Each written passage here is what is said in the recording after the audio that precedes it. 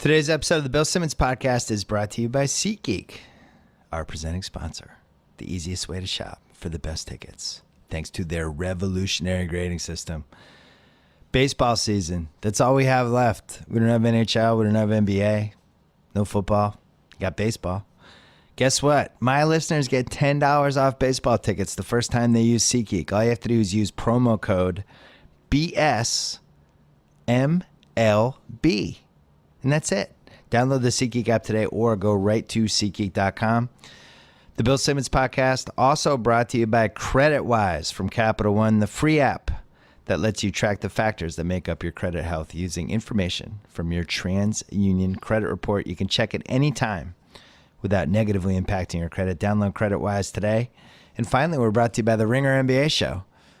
I hope you were subscribe to the Ringer NBA Show because we have a lot of good stuff coming for draft week with all of our experts from the Ringer's NBA Draft Guide, Kevin O'Connor, Jonathan Charks, Danny Chow, some Mark Titus maybe in there. Who knows who's going to show up next week, but I'll tell you this much.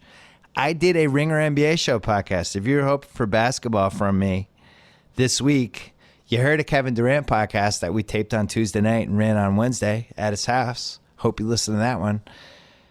Right now, we have Will Ferrell coming up.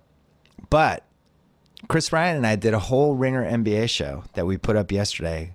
We talked a lot about the differences between LeBron in 2010 and then the decision and KD in 2016 and how he handled that. Because a big question I've been getting the last couple of months is, why did I take the LeBron thing so personally as a basketball fan, and yet I didn't take the KD thing personally? So we did a deep dive on that, and we talked about the draft and some trade rumors we've heard, Blake Griffin, whole bunch of things. So check that out if you love basketball. The Ringer NBA Show, definitely subscribe to that. Right now, Will Ferrell is coming up.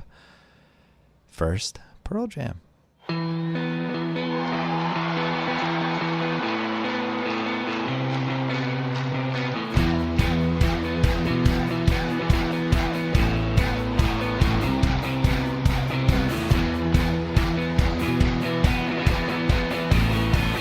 All right, we're taping this on Wednesday, June 14th. Mm-hmm. So it's running tonight. June 14th. Will Ferrell, first time ever we've done a podcast together. We've circled each other for a while. For a while. Yeah, there's been circling. Like two pit bulls. Yeah. Yeah. I knew it was bound to happen at some point.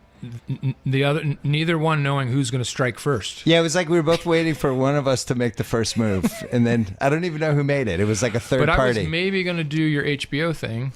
Yeah, and then it was going to happen. And then, then that show literally fell through. I've been on the end of that. Yeah, when things fall through. Yeah. Yeah. So what's going on with you? You got a movie? I got a movie which I watched on my iPad, which made me laugh. Called The House, which I'm going to get out of the way. Yeah, let's get it out of the way now. Right? Yeah. Funny movie. Yeah. Myself, Amy Poehler. Yeah. Jason Mantzoukas. We are a couple who is trying to finance our daughter's college education by running an illegal casino. Yes. In the neighborhood.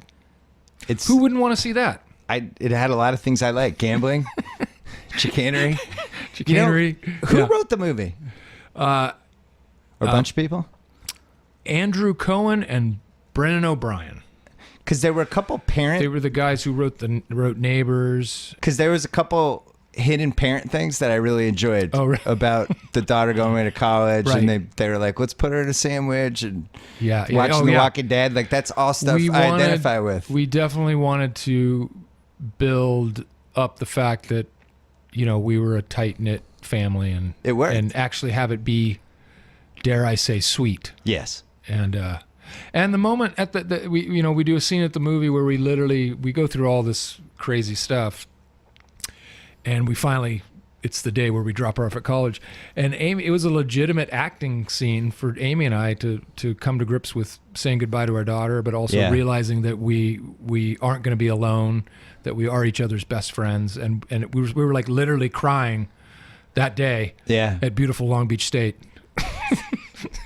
doubling for Bucknell University. Yeah. So, Bucknell getting Patriot League, getting some props. Getting some a lot of Bisons, Bucknell love. Might drive the admissions up. Buck, they will see such a spike this fall. So All right, let's go backwards. Okay, backwards. The We were talking about the NBA Finals. Anyway, it's let's your do that show. first. It's No, your show. Let's do that first. Let's do that first. You You're were a asking diehard me- Laker fan. Yeah, and you're asking me if I've been into any final games, and I'm in a wonderful position where I get these invites Yeah. to come fly up and come to one of the one of Yeah. the games up at Golden State, and any other rabid normal sports fan would be like, of course, I'm going in a heartbeat. But then I always feel, I'm like, okay, but I'm not going to wear Golden State swag. You're not wearing the yellow T-shirt I'm not that's on going the seat. to, going crazy. Yeah. I'd be there for enjoying these two teams and these great athletes and this back and forth. But I feel slightly disingenuous, only because, yeah, And I'm a Laker fan. You're a So- lifelong Laker fan. lifelong, since I can remember watching the Lakers on KHJ Channel 9 Yeah. with like Sweet Lou Hudson Oh. passing to Kareem Yeah. before, I think even before they had Jamal Wilkes. Yeah. And and they would kind of, Kareem would score all these points and they'd barely make it into the playoffs and lose to the Denver Nuggets and Yeah. Dan Issel in the first round. He would have like 39 points a game, and they would but still no lose. one else could score. Well, they traded everybody to get him. That was the problem. Yeah. It's a bad move to So, go to a new team that has to trade everyone to get you. I'm a legit born and raised in Southern California, So no, my answer to your So question who was your favorite Laker? I didn't go to any of the finals. Who was your favorite Laker then? It depends on the type of play. I mean, overall, I'm gonna go Yeah. with Magic. Okay. That's the right answer. Eccentric choice? Yeah, Like so wild card. Kurt Rambis. I just loved that this guy with the glasses could actually play ball. Right. Like, obviously he was a thug and he came in to kind of be the enforcer, but if you left him open in the corner, he'd actually knock down a 15-foot shot. And he could fill the lane. And readjust his glasses. Yeah, Right. readjust his glasses on the break and fill the lane. Like, that's a cool player. They always talk about the technology and the advances with like dieting and surgeries and stuff. They never talk about glasses. Poor Ramos had to wear like these old school Buddy Holly glasses. It was superstition, probably. He probably was like, I'm good. Oh, yeah. Yeah. I can't play without. They're like, Kurt, here are contact lenses. Here, He's like, no. no way. Yeah. Yeah. So, So Magic's now running the Lakers with He Rob is. Pelinka, Kobe's agent. right. What do we think? Lot of weirdness going on here. What do we think about that? How do we feel? I think Kobe's agent is a smart dude who's going to do a good Yeah. job. I think that guy's pretty shrewd. an I mean, he interesting- convinced them to give Kobe $25 million a year when he was like completely washed up. That was pretty smart. I know. It was such a bizarre year that year. One time I was with you, I'm going to say we ran into each other at a Kings game. I'm going to say like 3 or 4 years ago. With your kids? I was with my Yes. kids, and you started doing a Kobe impersonation, and I was dying. And I can't. I even, was? I would make you do it again, but I can't even remember what you were I don't impersonating. remember what yeah. It was. It was. I think there was some sort of argument at that point about whether he was being. He was shooting a lot, and he was past his prime, and about him yelling at about him being a role model for the younger players or something. But but you must have met Kobe a bunch of times, right? He came and he did a cameo in Daddy's Home movie I did with Mark Wahlberg, where he like I have a 12-year-old and a 9-year-old. Like Daddy's Home hasn't been on my house like 20 times. You never know. I always like to preface. No. But no, he came on and there was such a feeling of like, it was like, Kobe can only shoot for an hour, and and be ready. And the director was like, I know you're not in the part of the scene with him, but would you come and be on the court at the same time? Anyway, I was late getting there because they didn't tell me that he had gotten onto the court yet. And they're like, wait, Kobe's there? Oh, let me go, make sure. And apparently, he could not have been nice. He stayed like as long as they wanted, and he was great. Of course, that was the game where he tore his rotator cuff. Oh no. Against New Orleans. So, oh god. But and still play. Oh, that's right. You filmed that whole movie in New Orleans. Yeah. There was even an extended Pelican scene. I mean, in the arena. Yeah. Yeah, that's the scene that got put on YouTube that people thought I literally was drunk and had run into the Oh, they crowd. thought it was Will Ferrell as a they- drunk person? People extras who were in the crowd had posted, were filming it. It got on YouTube, and all of a sudden there was this huge thing like, people like Will Ferrell, like he got should a be problem. thrown in jail. He's got a problem. I never liked him from the beginning. This just confirms it. How dare these people think they can run on the court at halftime of an NBA game and peg a cheerleader in the face with a ball? And it's like, no, it's for a movie. Yeah. What do you think Netflix and all the streaming services have just completely changed the rewatchability of movies for kids in that. Yeah. Like, I have a 12 and a 9. Right. I sound like, You remember got a 12 and a 9? yeah, it's like what they I got a 13, a 10, and a 7. Remember when announcers just stopped saying injuries? They would just say the body part. He's out with the leg. He'll be back later. Now I just say the numbers. But yeah, so Or in, they watch or in everything. hockey, lower body Lower injury. body, yeah. Yeah. So like the problem for like when you do something like Daddy's Home yeah. and iTunes is just an evil beast. They'll do the buy it now before it becomes Yeah. available for rent for like a Right, week. right. And kids don't understand money. I mean, it's like a $10. No, Buy, yeah. it's available now. Buy Yeah. it now. It's Yeah. like, well, let's wait a week. Yeah. We'll rent it. No, Yeah, we're yeah, buying yeah. it. Yeah. And then they watch it like 12 times. So and they're intimately familiar with Daddy's Home. And are you finding they're watching it the whole way through, or are they just sampling? No, it's on. Yeah. It's on. The movies, Because I'm curious if people are going to start watching movies the way they listen to music, just scenes. just scenes. Well, I think Step Brothers is probably guilty of that, right? Because there's some of the Probably. YouTube scenes, there's Yeah. just like crazy amount of Yeah. views. I think they'll all, anyone can dice up any of this stuff now and figure out what chunks they like. Step Brothers was your lost great comedy.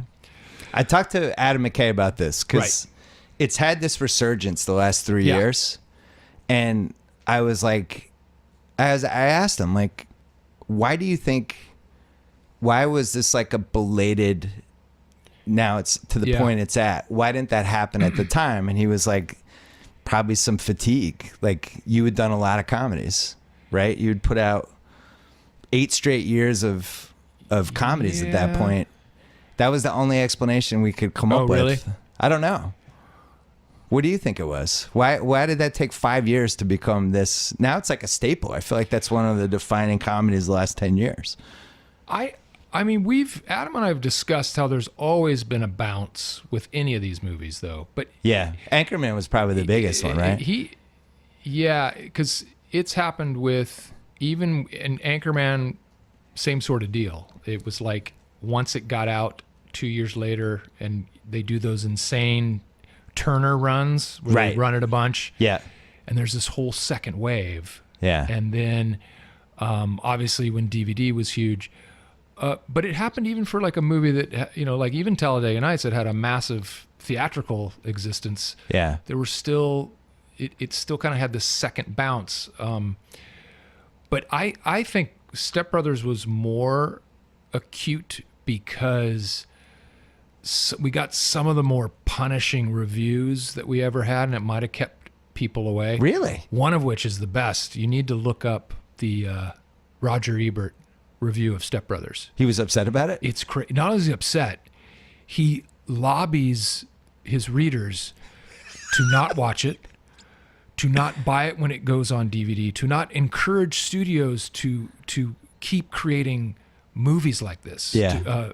Because it's literally the fall of Western civilization. The fact that this type of behavior keeps, getting supported. Uh-oh. AC went on. All right. That's Roger Ebert. Ebert's coming to shut God, this whole what just thing down. happened? That was spooky. Jesus. But it was That seems like an overreaction. it was an amazingly he got really spun out. Did that by hurt your movie. feelings? No, because we when the movie plays well and does well, you kind of actually love those Yeah. because they're really fun to read later. Right. But yeah, that I one had kind of keeps growing. I don't know. Yeah. I had the parent dilemma is, do you let them watch the version they shouldn't watch? Right. Or do you let them watch the TNT Comedy Central with the bleeps and all that stuff? Or the weirdest one I stumbled across was a version on Lifetime. They aired Step Brothers? Step Brothers on Lifetime. Oh my God.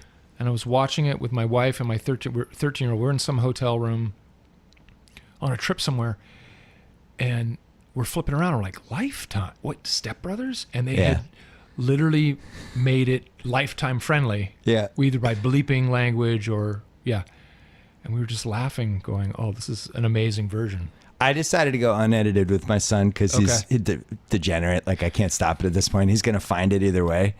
And it hit his funny bone like I've never seen a comedy. I was really pleased and happy, and I'm a terrible father. But the drum set scene, the whole thing. I mean, it's just... The irony that we're talking about it today, my assistant today dropped off... what are those cases called that you get a plastic case made for memorabilia? You either put a baseball in it or... Oh, yeah. I know what you're talking about. There's a name for it. Yeah. I can't remember. We can research this. You can have the automated voice come in later and go. Yeah. But she just... today, she's like, how does this look?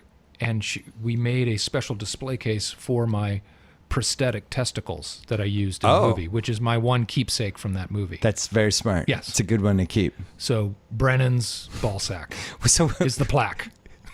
So when they're making prosthetic testicles... $10,000 worth of prosthetic balls. I was going to say, is that a lot of trial and error? Are you deciding whether the balls look good enough? There were a couple...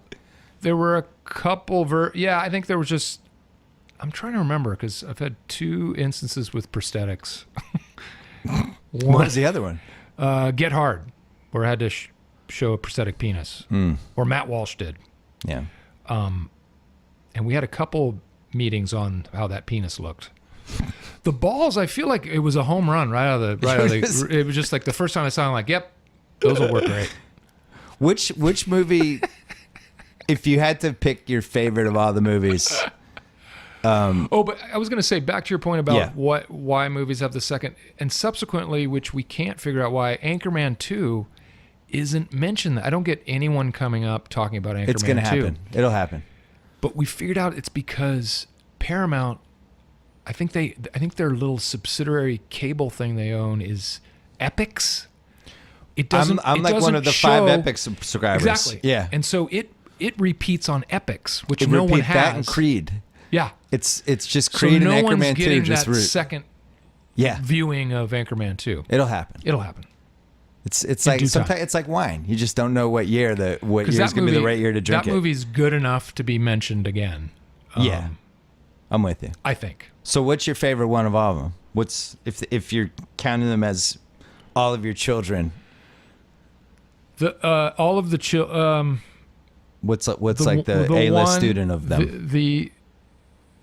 The one that stands out as the favorite, and it's a hard choice, is Anchorman because of the journey that it took. Right. And it's kind of the Cinderella story of the movie no one wanted to make. And is that true?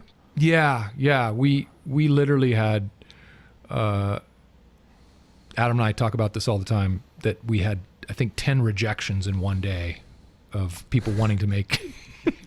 We even had, if you notice, David O. Russell is a producer on the first Anchorman, partly because he was we had kind of struck up a friendship with him at that time, and he was like, why doesn't anyone want to make this? Look, I'll be a producer on it. And he even tried to get people, and we just literally, in fact, there was what was the company? There was a financier. We even did a read-through for them, and we filled the room, and we got, I think John C. Reilly was even in the read-through. We got a bunch of great actors to do it.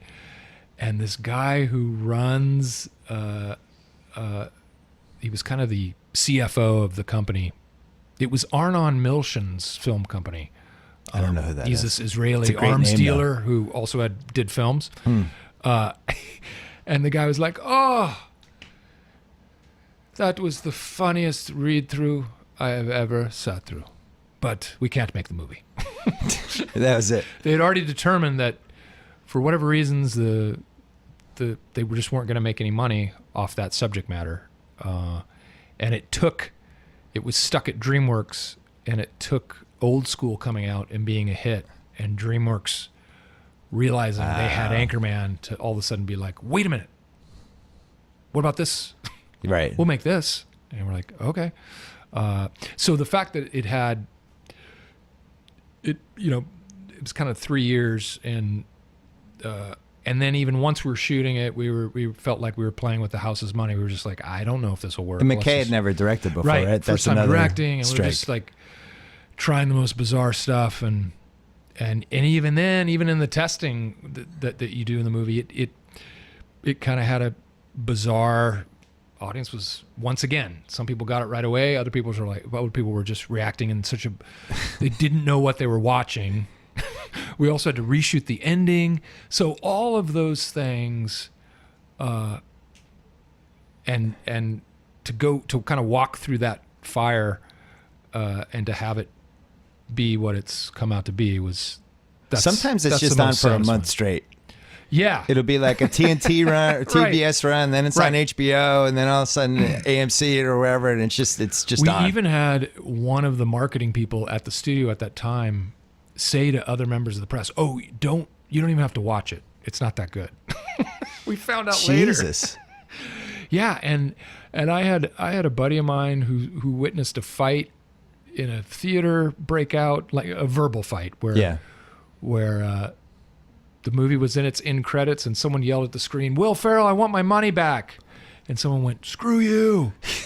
That movie's great." Like, "What are you talking about? It's a piece of shit." "What?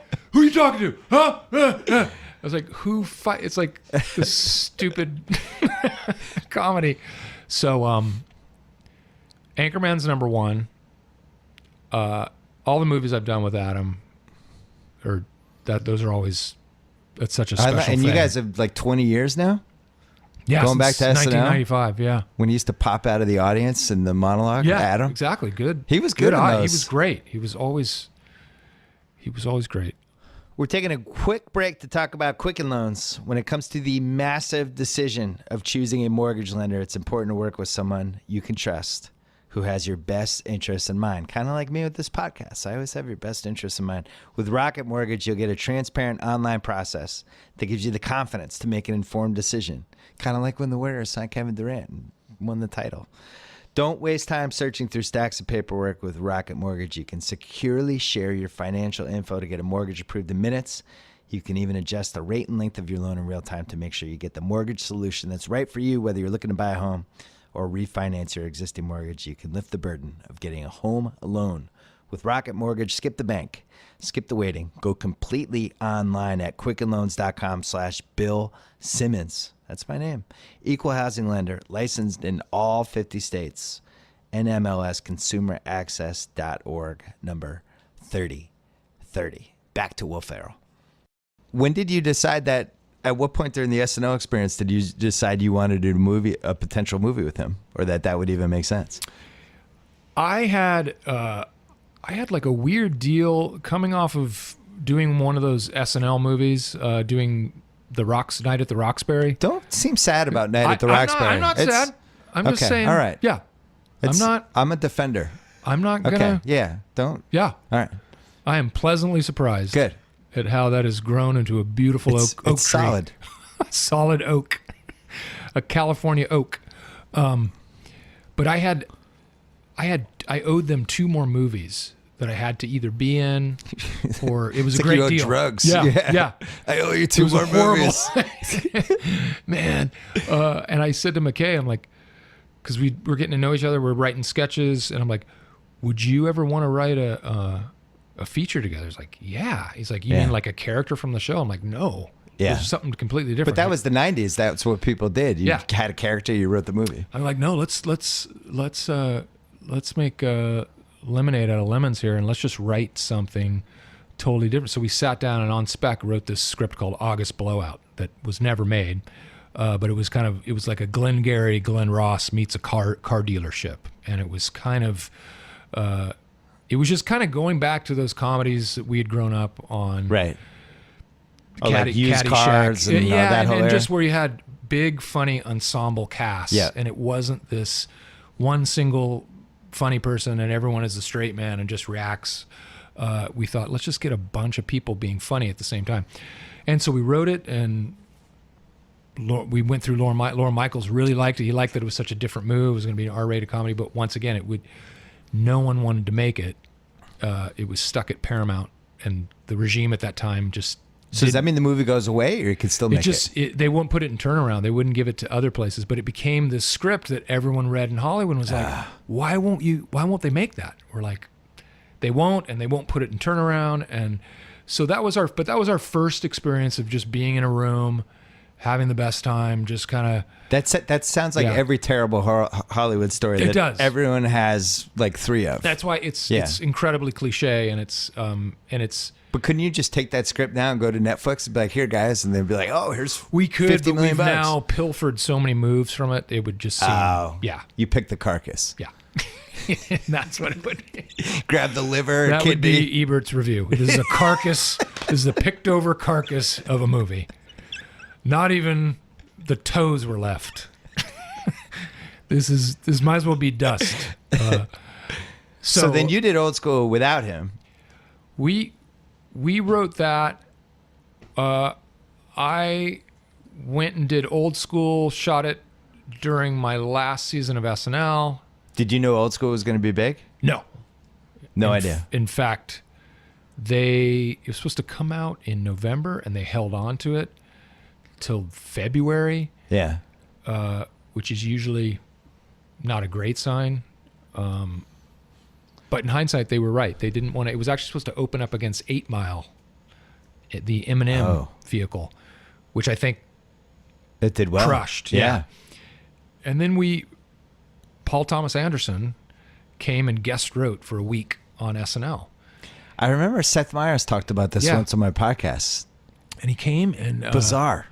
He loved the show. He wanted to see kind of the mechanism of how, we do things. And I think maybe it was 2 weeks, maybe it was back-to-back weeks.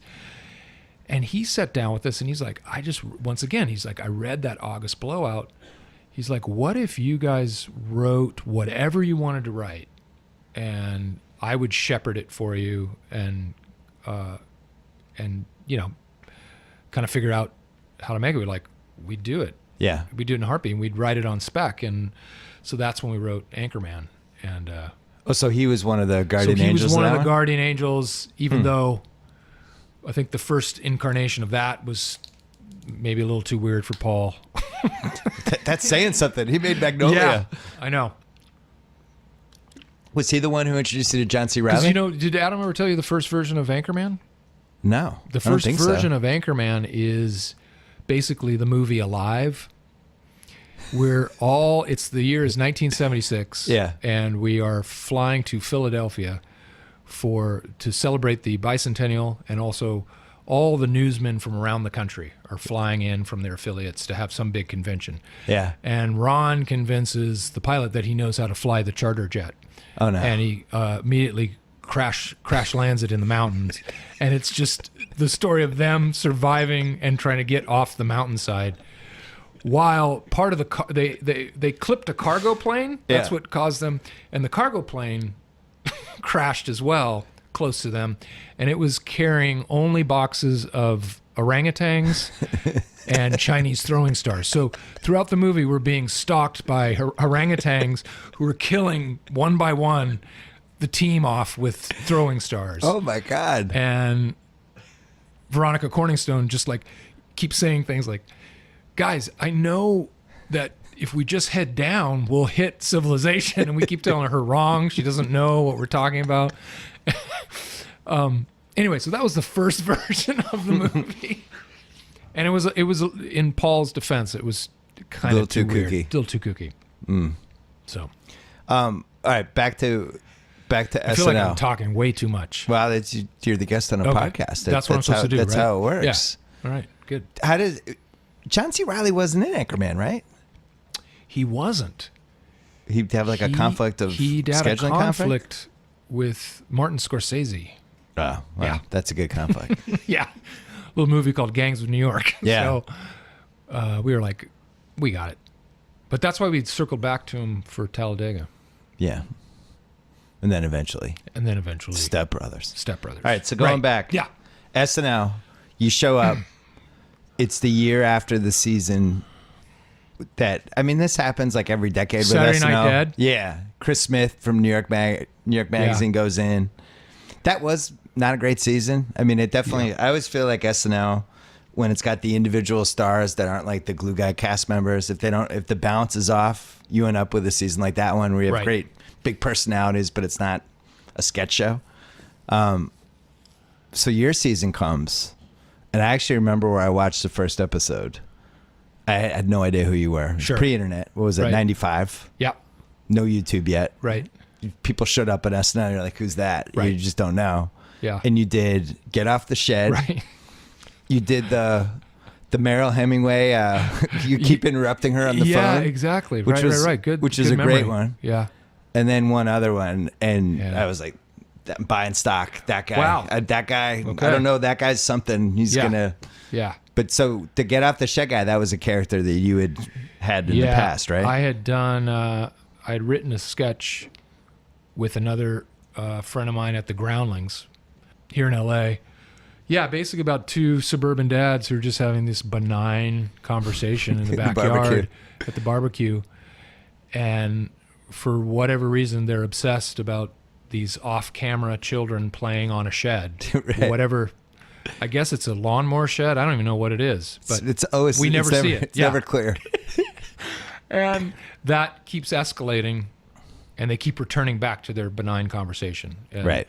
So I auditioned with that. I auditioned with Oh, a smart. monologue version of that, and then put it into sketch form to do it on the first show. So yeah, so I was the first sketch of our cast, of that new cast for that first show Nervous? of that season.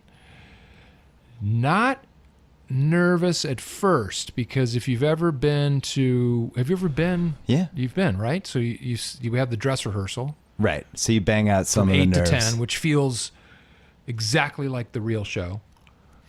Got through that. It's like, oh, this is going to be a piece of cake. Yeah. And then we were, 95, so we were still doing OJ sketches. Oh yeah. Yeah. And Norm was on Weekend Update. Right.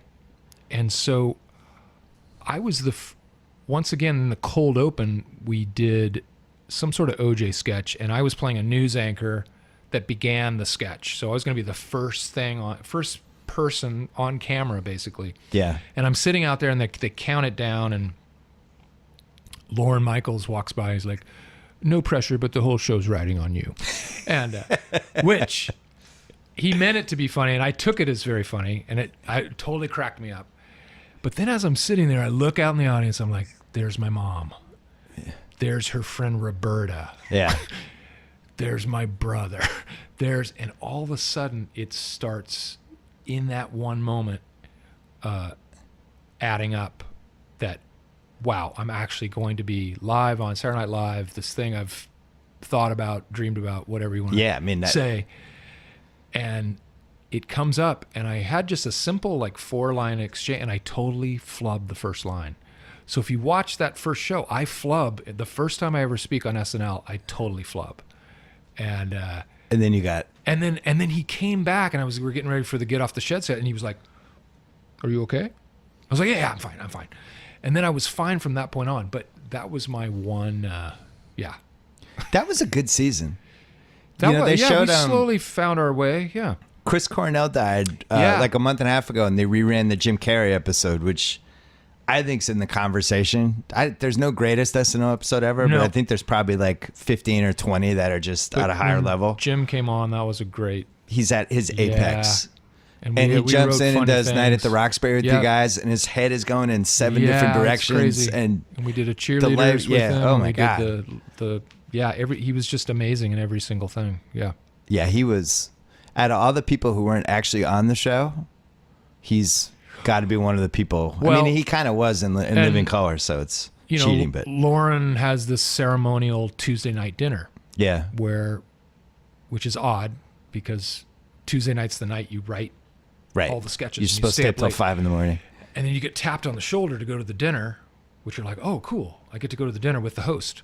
But it's right in the middle of your writing. So you're like, ah.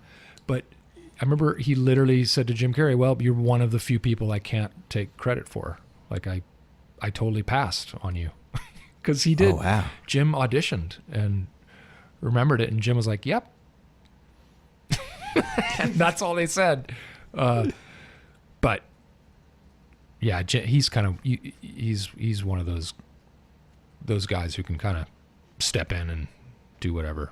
Seth always said those were the greatest guys for the show. It was such a relief for everybody when you had somebody who could just do anything, a host that you wouldn't have to cheat with at all. But then you can't underestimate the Steve Buscemi's of the world. Those actors that would come in and also just they weren't worried about being funny. Yeah. So subsequently, they became so funny because they would just commit to whatever the premise and whatever the character was, and they ended up having amazing shows. Because they were like, oh yeah, just I'll play this one little thing, or I'll be the big thing. But anytime there was like a legit dramatic actor, like Billy Bob Thornton, I remember we had an amazing show with him. And I remember that. You never know. That's one of the best things about SNL. Yeah. I remember Ariana Grande was really good, and that surprised me. It was a couple years ago. I was like, wow, you just sometimes people you don't expect. And subsequently, Tom Hanks, one of the greatest hosts of all time, we wrote like such a terrible show for him. But anyway. And he's Tom Hanks. He walked off. He's like, fuck you guys. He didn't even complete the show. He left halfway. What out of all the sketches, which one do you think? What was the all-time kill of all the sketches that you had? The one that the all-time home run, the Aaron Judge 500-foot homer. Aaron Judge. By the way, that guy's crazy, right? It makes me so mad. I thought we buried the Yankees. I thought it was over. And now they have 6'6" Aaron Judge hitting 500-foot home runs. Who's like, he's chiseled out of stone. Yeah, it's like it's like the Beautiful natural. Looking man. It's so upsetting. What, it's June 14th, and he already has 22 or something? Yeah. His rookie card is $1,500 somehow. His autographed refractor rookie card on Bowman. Oh, my God. Yeah. That's a hard... I'm trying to remember... Well, they're just weird flashes. Yeah. I remember the first time in that first season we were on where the audience went berserk. And it was Molly Shannon when she first did the Mary Catherine Gallagher sketch. Oh, really? To watch a female do physical comedy like that, the audience, not only were they gasped, but they were shrieks. They were the combination of how intensely studied that character was and how small it was at the same time. And, smelling the armpits. So well observed. Yeah. And nervous, and really, if you think about it, a quiet character, and then exploding into all this madness. I was like, oh, I've never heard anything like that. That was a moment. There's a moment, once again in that first year, a McKay sketch, the sketch Wake Up and Smile. One of my all-timers. When I lift the severed head. David Allen Greer. The weatherman is dead. Those were shrieks. I was like, whoa. Did you guys ever see that one? Yeah. It's a top 7. The weatherman is dead. See, I got young guys. Yeah. These guys were like babies when this happened. That was a classic. The weatherman is dead. I will say my personal favorite with you was the Sarah Michelle Gellar one with the family eating dinner. Just because of the silences of it, and just like the audience didn't know what was going on. Like that one unfolded about as well as Dodge Stratus. Yeah, Dodge Stratus. The Dodge Stratus. Yep.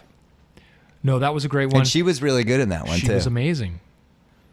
And then I wrote another one with Amy and Gwyneth Paltrow, and I think that went really well too. Another sketch that just was the first time I did Harry Carey with Jeff Goldblum. Yeah, we had a show about space. That I just took my time with that, and Jeff Goldblum, like people think he's breaking in the sketch, but he's not. He's actually just doing amazing acting, reacting to the audience like who, he's playing it very real as if, am I supposed to laugh at this guy? Right. Is he really an expert on science? He played it like a scientist who didn't know who Harry Carey was. What about Cowbell? What was the reaction for Cowbell in the studio? Cowbell was pretty huge too, but I think it wasn't as huge in dress as it was on air. Yeah. Yeah, which that was a sketch that I put up and didn't really get picked, and then I resubmitted it and rewrote it for Christopher Walken, and then that was it worked. Yeah. So that always gets mentioned in the greatest sketches ever conversation. It's got a lot of elements to it. It's got Walken's like out of his mind in it. You're great in it. It's so people are cracking up in it. They can't help it. And Lauren was like, apparently in the room where they picked the sketches, he was like, "Is that a thing? Is the cowbell a thing in that song? Is that a thing people talk about?" And I had to go like, no one talks about it. Not one person. Every time I listen to Don't Fear the Reaper, I just hear the cowbell, and I was just driving in the car going, what's that guy's life?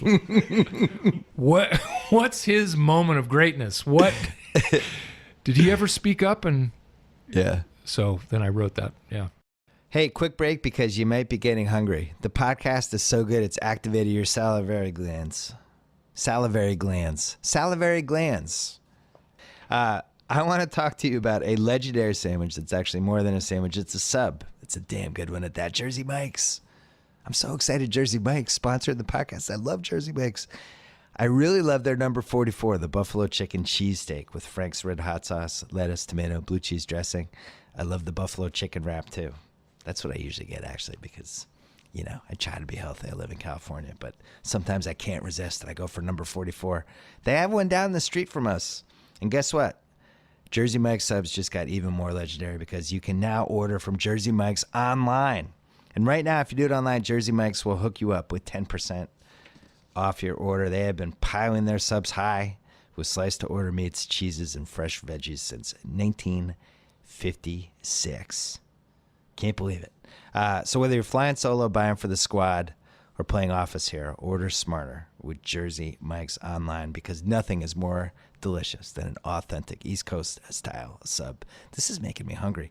Once again, 10% off when you order online at jerseymikes.com/BS. Get in, get out, get eating at jerseymikes.com/BS. Back to Will Ferrell. Was it hard for you to think about leaving or the movies? Do you feel like there's a shelf life? What was the process? It was not hard, but I don't know if I would say it was easy because it was it just kind of felt like you kind of have to just pick your moment of like, I don't begrudge anyone for staying there as long as they want to stay. Yeah. At the same time, if you feel like you want to do other things, you kind of have to just take a flying leap, which is, old school was in the can, but no one really knew if that was going to do anything. And the only other thing I had kind of quasi in development was a really bad script about a guy who was raised by elves at the North Pole and was like, okay, this could work. Yeah. I see the poster. Yet another one that's been watched by every child under the age of 13. But that's all. It's not like I had this. You leave SNL. Everyone talks about like, God, what a great launching pad. I'm like, not really. It's like a whole. You have to re-enter kind of entertainment society, even though whatever work you may do, because it's like dog years. You forget it's late night TV. It's not like the cast of Friends where you're on prime time and they know every single thing about you. Yeah. It went from like, where do I know you to wait, cheerleader guy. Yeah. To George Bush guy. I love you on Saturday Night Live. To George Bush guy. To Will Ferrell. It took 7 years just to even get name recognition. Yeah, you have a couple years where you become Saturday Night Live's Will Ferrell. Yeah. And that's just your entire name. Now, I'm so thankful for it at the same time because it just allowed you to not have anything happen too fast. And well, you also had an abnormally great writing staff when you showed we up. We had such, I mean, a lot of those people have gone on to big things. Yeah. You know, which. And we had a fun group who wasn't, I mean, I really think it was a group of comedic actors who, Right. not to sound corny, but we got thrown into it at a time where we would joke like, well, we're either going to make it through this year or we'll be the last cast of the show. Yeah. And they'll just pull the plug. So to kind of be galvanized in that way. Well, what's interesting about that is the first Phil Hartman cast was in the exact same situation. Exactly. Yeah. This could be it. And that was another legendary cast. Hartman's, I mean, I would say, even though you're different than Hartman, but the role you filled on the show is very similar to what he was doing. Phil Hartman and Dan Aykroyd were my two kind of Yeah. heroes. Just, I loved how they would be they could equally be the funniest person in the sketch. At the same time, they could also be the 10th executive in the boardroom sketch who has Right. one line, but when you cut to them, They nail it. God, that's so funny. Yeah. And so I made it a point. I told Adam when we all first started, because there would be this, because you don't know, it's everyone's first job, so people approach it different ways. Some people are a little shy about things. Other people are like, okay, I'm big time now. Yeah. I'm not going to do this. I'm not going to deliver the pizza in your sketch. No way. Give it to someone else. And I was like, I'll take any of the pizza boy parts. Yeah. Like I'll take one line parts. I remember getting tons of laughs being an off-camera voice in a sketch where they were just playing volleyball on the beach, and I was just of off-camera voice that would just intermittently throughout the sketch just go, beach volleyball. And the sketch would go on. Yeah. And I go, that's right, because it's beach volleyball. And I just said it like 4 times, and it would get a laugh every single time. And I thought, oh, that's something to remember. You don't have to, So carry the show every single time. Were you watching it during the Belushi Aykroyd era? I'm trying to remember if... I didn't start watching it until they started doing the reruns on like 9 o'clock, 10 o'clock in the late 70s. That's when I caught up on all that stuff. Then from that point on, saw everything. I kind of have, probably towards the end of their run, I would have been like 8 or 9. Maybe I have some memory. We're pretty much the same age. Yeah, right? I have some memory of seeing some of that stuff. But I also got were you a member of the Columbia House Records and Tape Club? Oh, in the 80s? Yeah. Yeah. Yeah. 13 albums for a penny. For a penny. Which really was $1.99 because you had to throw in postage and handling. But then you ended up owing like $700 somehow eventually. Oh, yeah. It they would just bite kept you. coming after you. Yeah, it was a 3-year contract. Yeah. Or they just send you. But one of the things I got was a Saturday Night Live album. So I just listened to the sketches on an album. Yeah. So, yeah. So who would have been the most fun out of all the casts for 40 plus years? Who would have been the most fun to be in the cast with that didn't overlap with you? I think Bill Murray. I think definitely Aykroyd and Hartman, and who? Obviously, he's one of the kings, but he's still not talked about that much on an SNL level. Is Eddie Murphy? Yeah, he is by me. But a lot of people don't bring him up in the way that I think you should. I mean, Eddie. It's because you have to be in our age range or a little bit younger to even remember or it. you just think of Delirious, or you think of the movies. Yeah. You for some reason you forget that he started, and the fact that he started at 18 or 19. Yeah, it's so nuts. So yeah, and was basically carrying the show when he was 21. every time He was like the franchise dude. So crazy. So I mean, Eddie Murphy for sure. Yeah, he's the only cast member I remember that like by year 2 it was like, oh, this guy's leaving. But I also loved the season with Harry Shearer and Billy Crystal and that was the Yankees free agent season. Yeah, They just went out and Crystal and all those people. And Chris Gass. Yeah.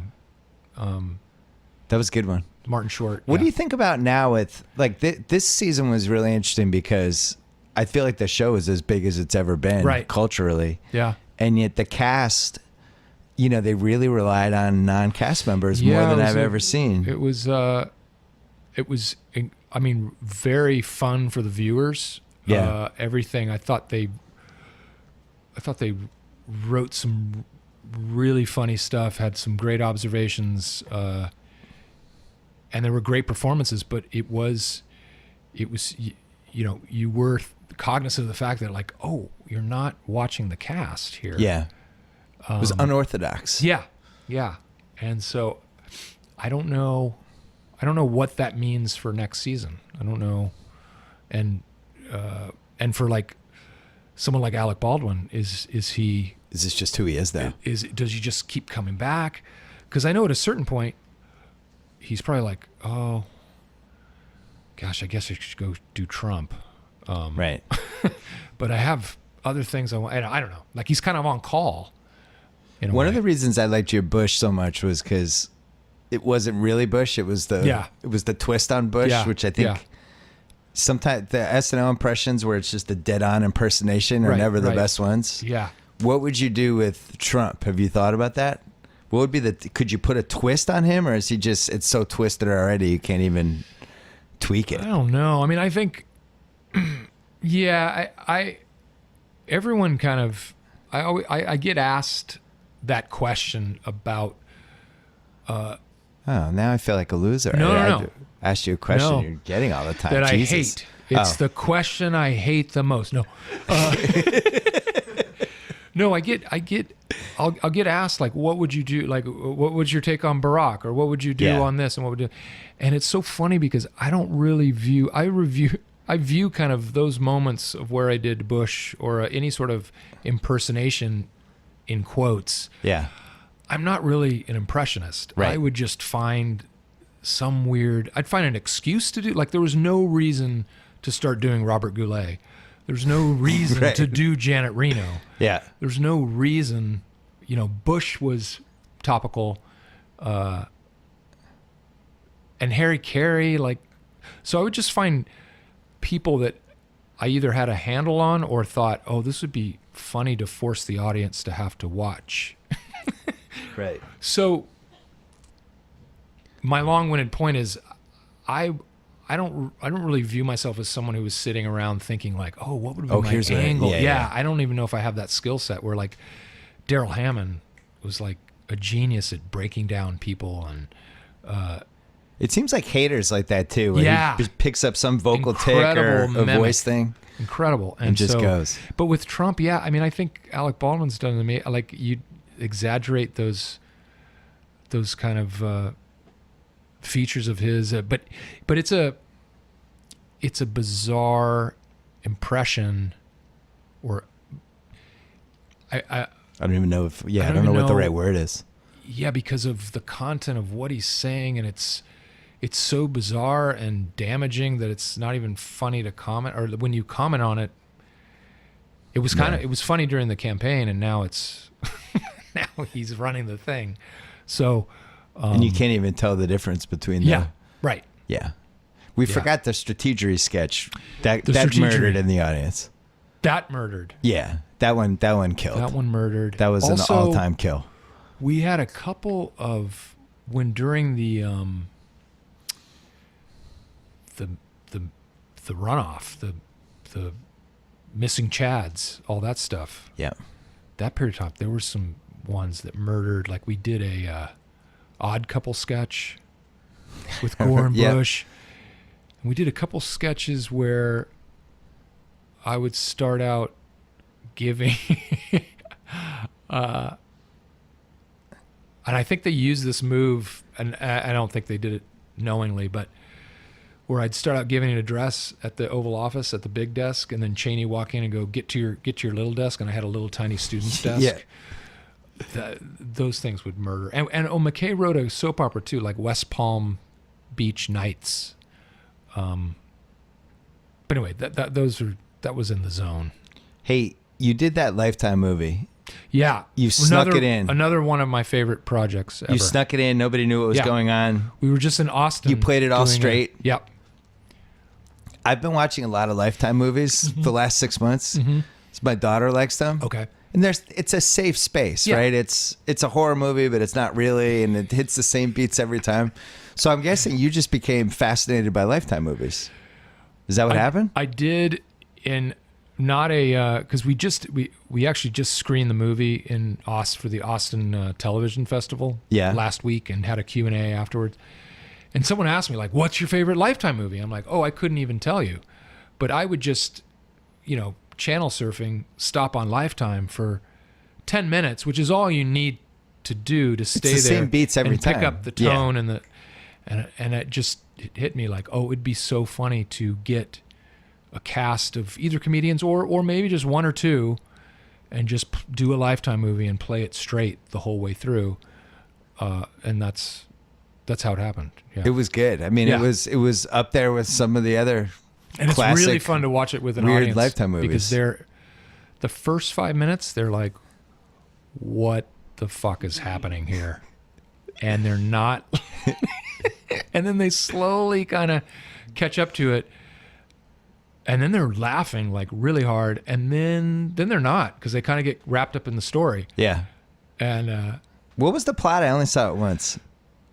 the plot was Kristen Wiig. I'm a famous financial book author. Yeah. Best-selling. Yeah. Robert Benson. You know, the Robert Benson. Kristen Wiig is my wife. We have a wonderful little daughter named Sully, who's a diabetic. And we something's tense around us. Yeah. And she suffered. We find out that she had a miscarriage with our second child because she fell off a crumbling dock that we had. Oh. We live near Storm Lake. Yeah. And the dock crumbled. And I was always like, be careful around the dock. And lo and behold, Dock crumbled. dock crumbles. Yeah. Right. My wife's okay, but she loses the baby. Cut to, we decide to house a surrogate who wants to give up her child This is for an adoption. half of the Lifetime movies Yes. involve a surrogate of some kind. We find out later that the surrogate who's living amongst us is actually just a stalker of mine, Yeah. and she's wearing a fake baby bump the whole time. Was there a concerned friend who was onto her first? Yes. Okay, good. They're The concerned friend's the always the best concerned one. friend, played by this comedian, this guy Brian Safi, yeah, who does this show Throwing Shade that we did for Funny or Die. Anyway, Safi plays. He helps Wig with her organic bakery, kind of roadside stand. And he's kind of like, something's not right here. So he Anyway. dies about the 1 minute, 1 hour, 10-minute mark? He lasts a long time. Okay. He is murdered execution style, which someone brought up. And we find our daughter gets abducted at one point.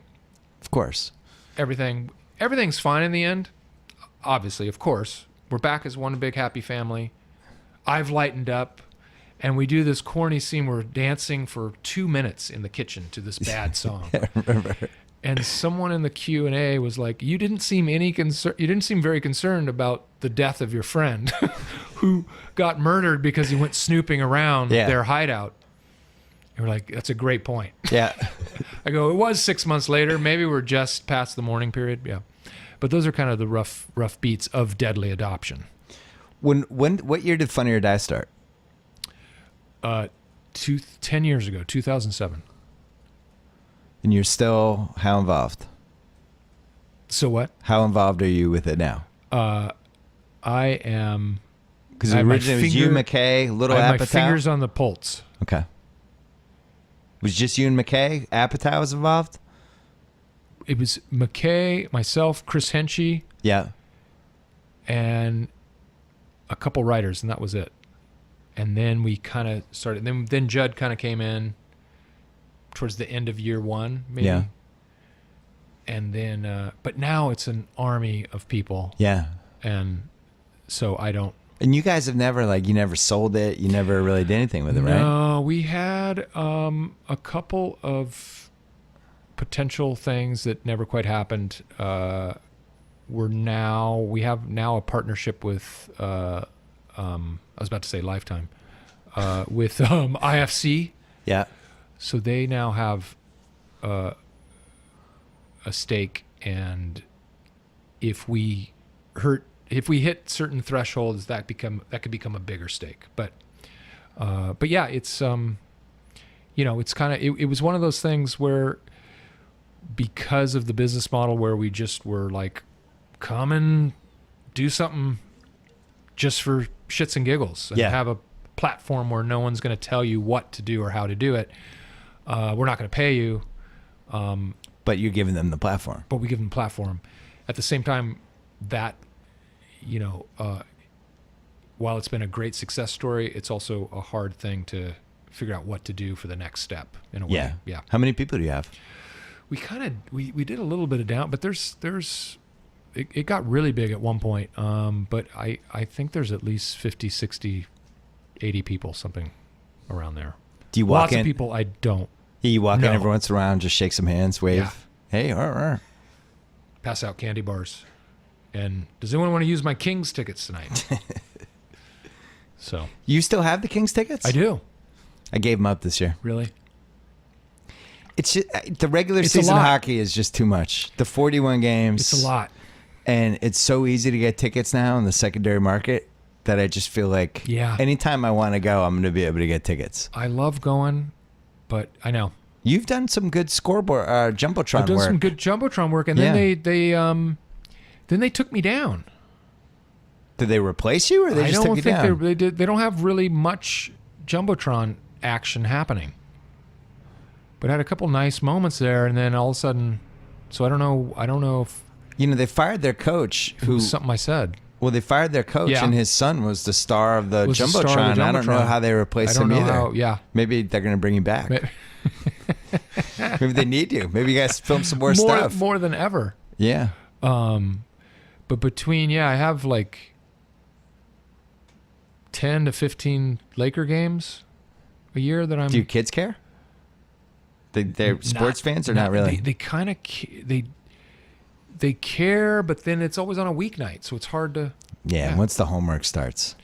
I'm always jealous of... Yeah. I can't believe... My son's finally getting into baseball. Right. But I can't believe my son isn't like this sports freak. I really feel like the iPad ruined it for me. Once they have the iPad and they can just like go call up YouTube clips and all these different things and the iPhone, everything. It's like, why is he going to sit through a baseball game, a basketball game, anything? I was thinking of just how much basketball has changed in the sense of the way the game is played. Yeah.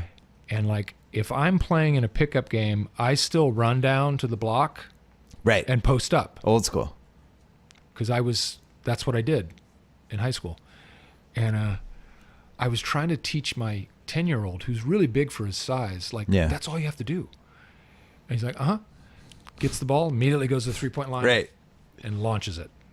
That's every big guy coming into college now. And then I start now I'm like, oh gosh, will that have a revival? Will someone start playing more? Will there be some revolutionary new coach who's like, I want 2 guys down on the block? Yeah, we're pounding them down low. Wow. Or is that gone now? Because guys just have to run and defend. And the problem is because of AAU and all these games that these kids play. If you're the big guy who's in the low post and you're not getting the ball because everyone on the perimeter, they just freeze you out. Why do I want to play? So you're going to start shooting threes. That's the one way to get shots off, and that's it. It's a bummer. So yeah, I miss the old school McHale type of YouTube is ruining a lot of things. What this phone, not YouTube, but this thing right here. Yeah, that thing. I'm holding up an iPhone for the listeners. One more break to tell you about Spotify. You've heard of Spotify. Did you know you can listen to the Bill Simmons podcast, another podcast from the Ringer family, on Spotify? That's right. The streaming service that you know and love for music is also fully loaded with podcasts. Find us in the podcast section within the Browse tab when you're using Spotify on mobile or just by searching for the Bill Simmons podcast. This is something we'd actually been hoping would happen for the first year of when we had all these podcasts. We're like, where's Spotify? Well, Spotify's here. When you're there, click to follow us. It has a follow button. That allows you to have any new episode we do, whether it's the Bill Simmons podcast, the Ringer NBA show, The Watch, Larry Wilmore, Cousin Sal, whatever. You click the follow button, and it's delivered right into your Spotify library. So again, search for the Bill Simmons podcast, click on the page, press the follow button, good to go. Here's how easy it is. Either do that or head to spotify.com/podcast for more. That is spotify.com/podcast, or download the Spotify app and just search for our podcast. Either way, we're all winners. Back to Will Ferrell. What about your kids having Will Ferrell as their dad? What have been some of the landmines with that one? We've made a concerted effort to kind of not really talk about what their dad does so much as it is just it's a job. It's a really fun job. I get to do some crazy stuff, but they kind of have, I don't know, I think it's just growing up, occasionally seeing me on a poster, on Fairfax driving to school. Yeah. Has been this slow integration of like, oh yeah, there's dad. And, occasionally getting to visit a set and see what I do and see the mechanics behind it, and that there are definitely slow workman-like parts to it. And the fact that I've never coerced them to watch anything I do. Yeah. Like I was just laughing today.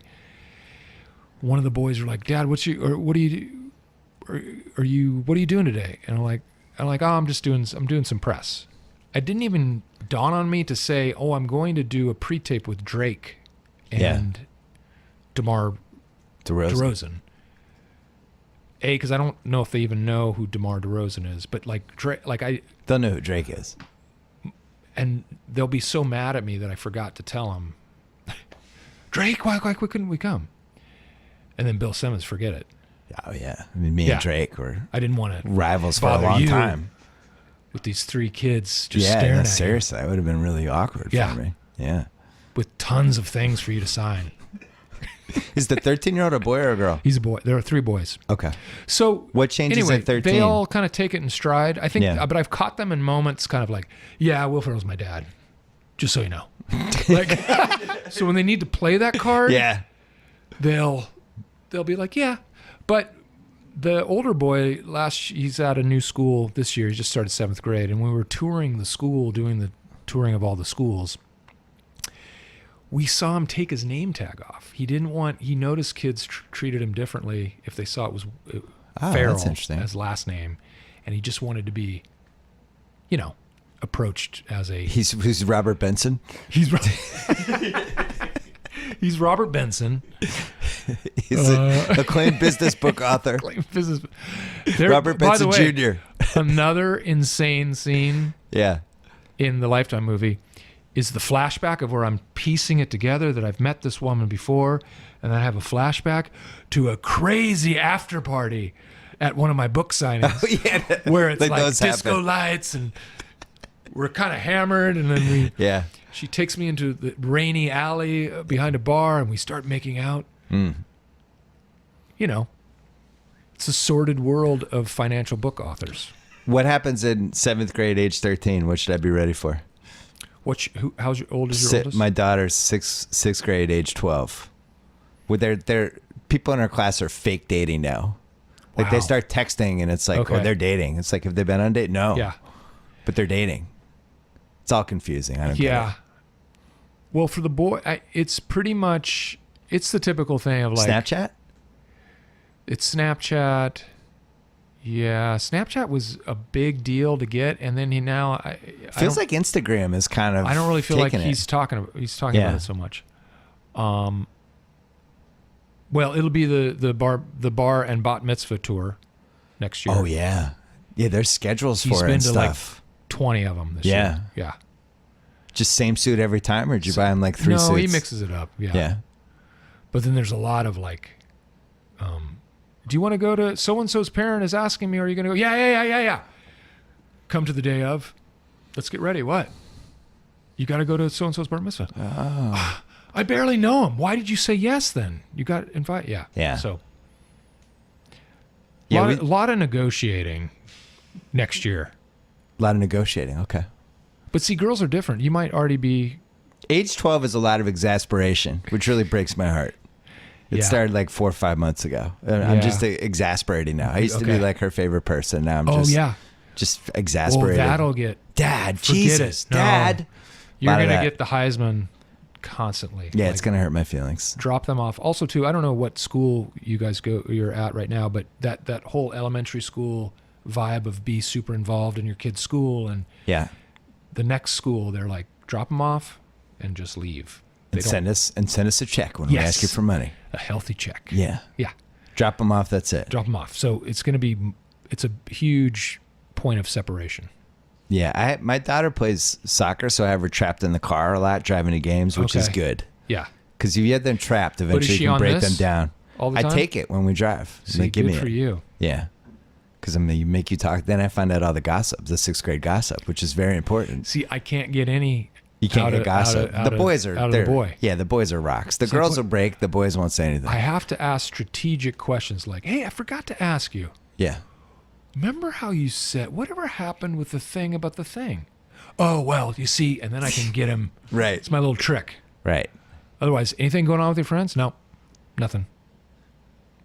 Your son's probably he's 2 years away from just dying for you to be working late at the set, right? But he's already... Dad's filming something in Canada this weekend, and my mom's out, party. Oh, my gosh. That's happening. Yeah, he's already lobbying to be left alone at the house. Yeah. Well, what's the age to do that? I don't know. There's no handbook anymore. What's the age to put your kid in an Uber? Because I'm the exact wrong person to ask. Yeah, me too. I was a latchkey kid. I was letting myself in. Me too. And making my own snack. That was our era, though. We were like the apartment. Kramer versus Kramer era. Turning on Bonanza right. with my PBJ in 4th grade with Karen, the neighbor, checking on me. Right. Making your Stouffer's macaroni and cheese in the microwave. Right. Yeah, that was our generation. There's $20 in the pot. Take your brother, walk down to Carl's Jr. for dinner tonight. Yeah. So. You know who ruined that? Child molesters and murderers. It was all fun and games. Amber Alert. Yeah, Amber Alerts. It was all fun and games until they started grabbing those children. Really found a voice. Yeah, I was 6th grade, 7th grade. I was alone every day from like 2 to 6. Isn't that crazy to think about? Got myself home, did everything, had the key. You would be chastised for that. Oh, you'd be the worst parent of all time. Yeah. Yeah. Now I think we're too overprotective the other way. I think there's probably some sort of a middle ground that's closer to. That's why we every summer we go away to Sweden. Not for that reason. we have a connection. My wife's Swedish, so we have a place there, and we're in the middle of nowhere. And it's literally they get autonomy. They get to go. We're waiting for that other shoe to drop where the older guy's like, why can't I stay here with my friends? But he really loves it. Like they get to go ride their bikes. They get to just go. And we're like, go for it. Well, pretty soon he's going to like the woman if he doesn't already. I'm going to guess there's some Swedish ladies. I'm like, keep up the Swedish. Because my wife speaks Swedish too. And I'm like, you guys are going to be the California kids who speak English and Swedish. Oh, my God. Forget it. That's great. Yeah, our era was... Is that good parenting? Our era was you'd go to the... Forget it, kid. Game over. A lot of my parenting, I just give in that voice. Kind of like a Jimmy the Greek type voice. Jimmy the Greek. Yeah, our era, you just went to the dump. Went to the dump and see if anybody threw up Playboys. And that's how we entertained ourselves for 2 hours. I can't believe all the choices called the Jumps. The Jumps? It was an undeveloped piece of land that had bike jumps for kids riding their bikes. Okay. So you're like, Mom, I'm going to the Jumps. But it was a good quarter mile away. It wasn't close by.